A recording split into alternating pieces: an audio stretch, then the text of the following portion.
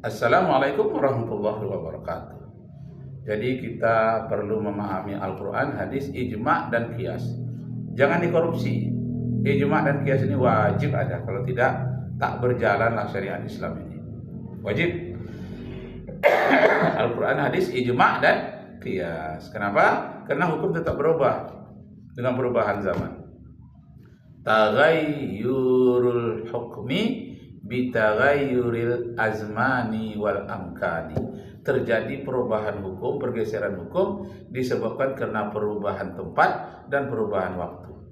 Sebagaimana Imam Syafi'i berubah fatwanya sebagai fatwa qaulul qadim ketika dia di Baghdad, dan ketika di Mesir berubah pendapatnya namanya qaulul jadid.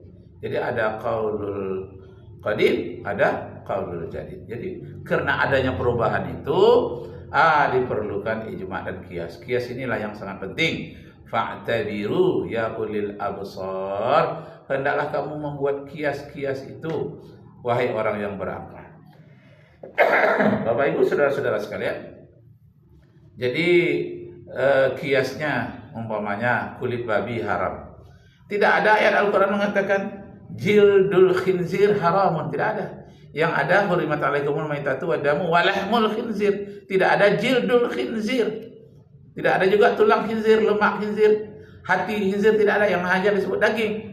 Dipakailah qiyas musawi, bahwa kulit, tulang, daging itu setara. Jadi kalau dia setara dikiaskan sama hukumnya, sama-sama haram. Apalagi ada hadis mengatakan babi itu haram harganya, haram orang yang menjualnya, haram orang yang memakannya, haram orang yang memeliharanya. Seluruhnya haram. Masya Allah. Nah, perlu kita renungkan bagaimana sholat 2 rakaat di hari raya di tengah lapangan menjelang khatib datang. Sholat Allahu Akbar. Tidak ada hadis menyatakan sholatlah kamu 2 rakaat di lapangan sebelum imam datang. Tahu-tahu kita sholat. Nggak ada contohnya dari Rasulullah. Apa yang kita pakai? Qiyas, memakai qiyas. Masya Allah. Juga dilakukan oleh para ulama salaf. Imam Nuruddin Al-Haythami, Al-Hafiz Nuruddin Al-Haythami Asy-Syafi'i, gurunya Al-Hafiz Ibnu Hajar Al-Asqalani dalam kitab Majma'uz Zawaid, beliau meriwayatkan dari Ayyub yang mengatakan ra'aitu Anas bin Malik wal Hasan yusalliyan yaumal 'id qabla an yakhrujal imam.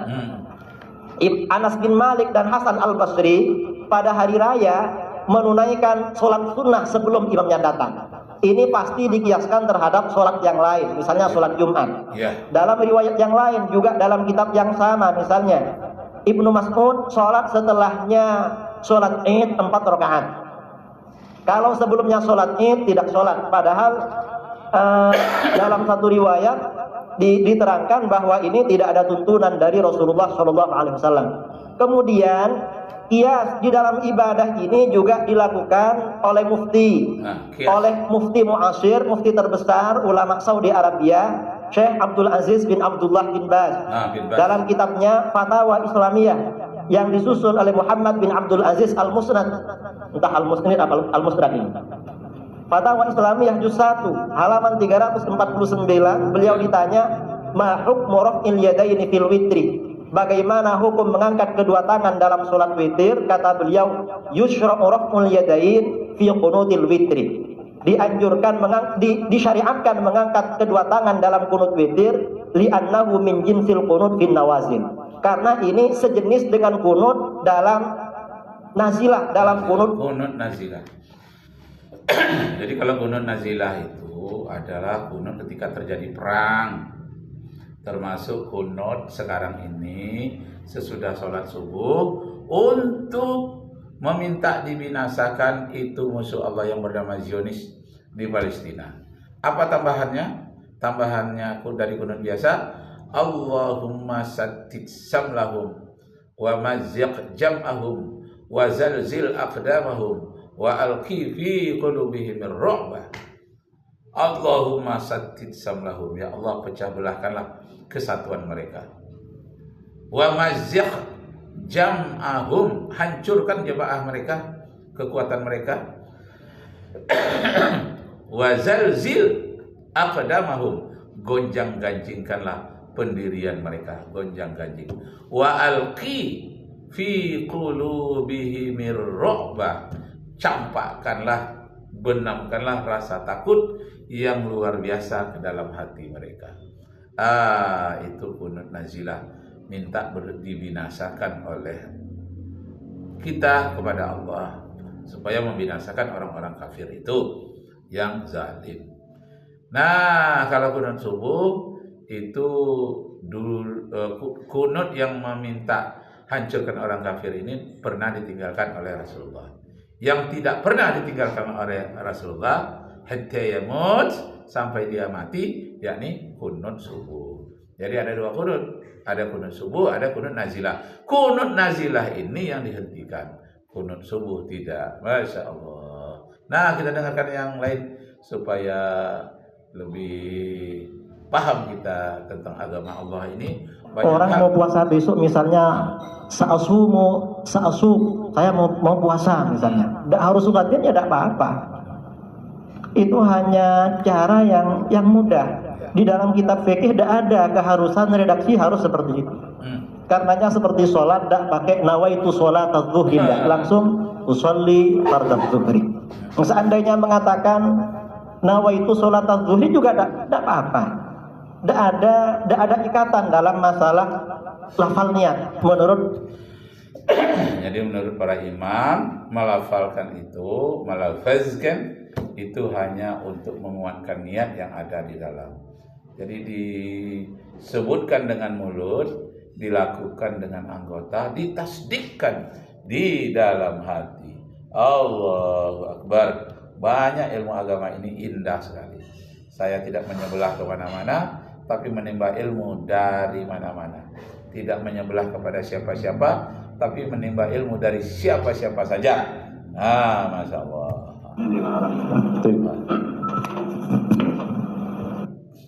Ini Umar loh Ustaz ya, bukan saya. Umar. Al-Funun kata beliau, la yambagil khuruj min adatin nas illa fil haram. Tidak sebaiknya meninggalkan adat masyarakat selama adat itu tidak haram.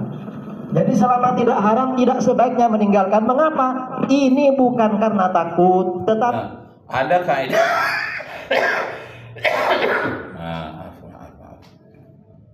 Ada kaidah fikih mengatakan al-adatul al-muhakkamah. Adat yang baik itu bisa menjadi hukum. Ada adat-adat jahiliyah yang bisa menjadi hukum. Misalnya 3 hari menghormati tamu.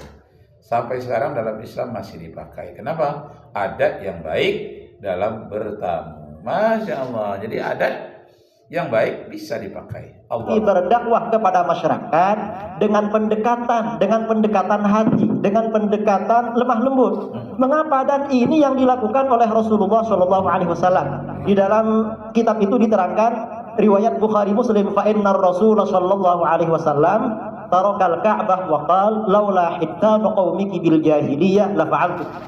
Karena Rasulullah SAW membiarkan Ka'bah dan tidak melakukan rekonstruksi. Alasannya karena umat Islam baru meninggalkan masa-masa jahiliyah. Suatu ketika Rasulullah SAW bersabda kepada Aisyah, Ka'bah itu bukan Ka'bahnya Nabi Ibrahim. Pada masa jahiliyah pernah roboh ketika orang Quraisy membangun Ka'bah bersamaan dengan krisis ekonomi.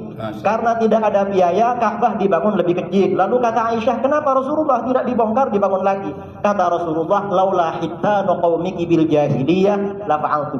Seandainya bukan karena kaummu baru meninggalkan masa-masa jahiliyah, Ka'bah itu saya rekonstruksi. Masya Allah. Ka'bah saja dibiarkan, apalagi cuma tahlilan 7 hari. Penting mana merubah Ka'bah dengan merubah acara tahlilan 7 hari?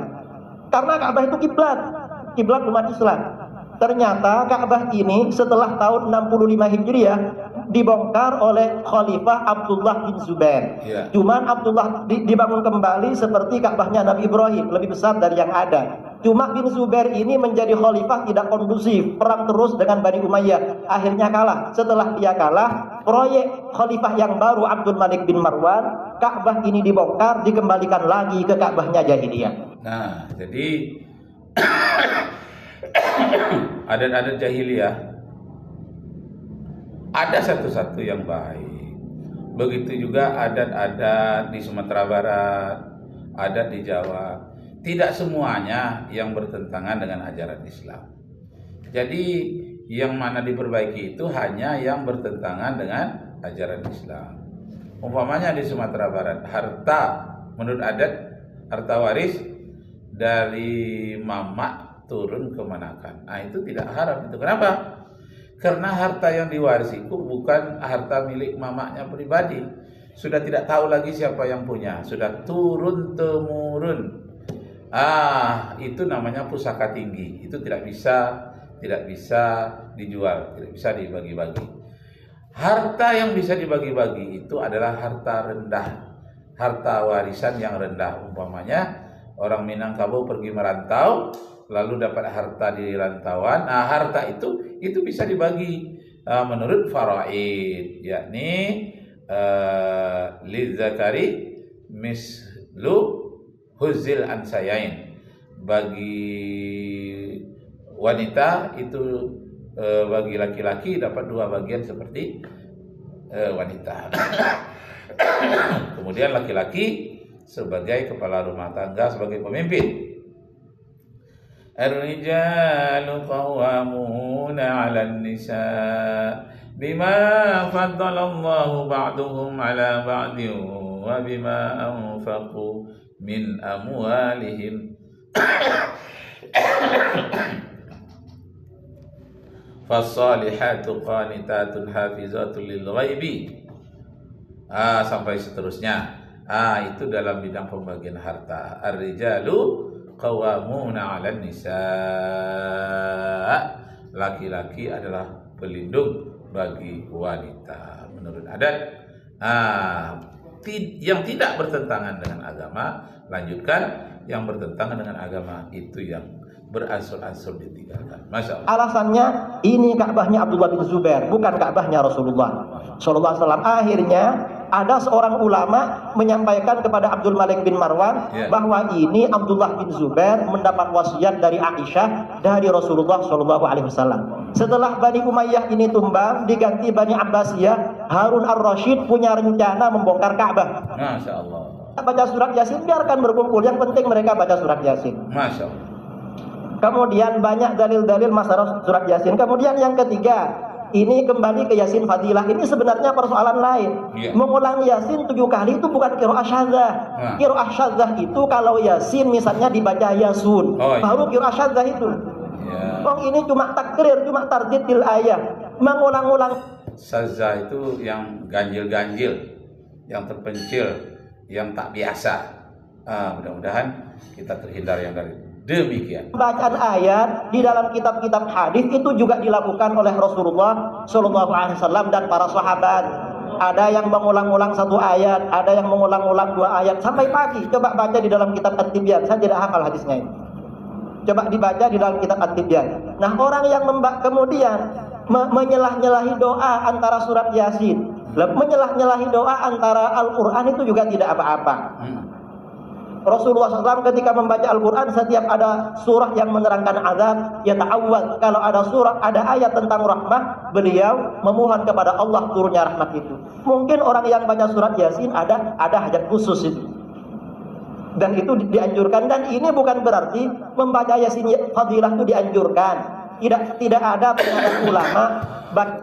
Nah, demikianlah Bapak Ibu saudara-saudara sekalian, banyak sekali ilmu-ilmu yang biasa ini kita melihat biasa-biasa saja, ternyata ada sesuatu yang tajam, sesuatu yang berharga, berkilau indah di dalamnya. Yang penting kita jangan menyombongkan diri, rendah hati. Siapa yang rendah hati akan diangkat derajatnya oleh Allah. Siapa yang menyombongkan diri akan dijatuhkan derajatnya oleh Allah. Selamat ketemu lagi besok pada program yang lain. Wabillahi taufiq wal hidayah. Wassalamualaikum warahmatullahi wabarakatuh. Allahu Akbar.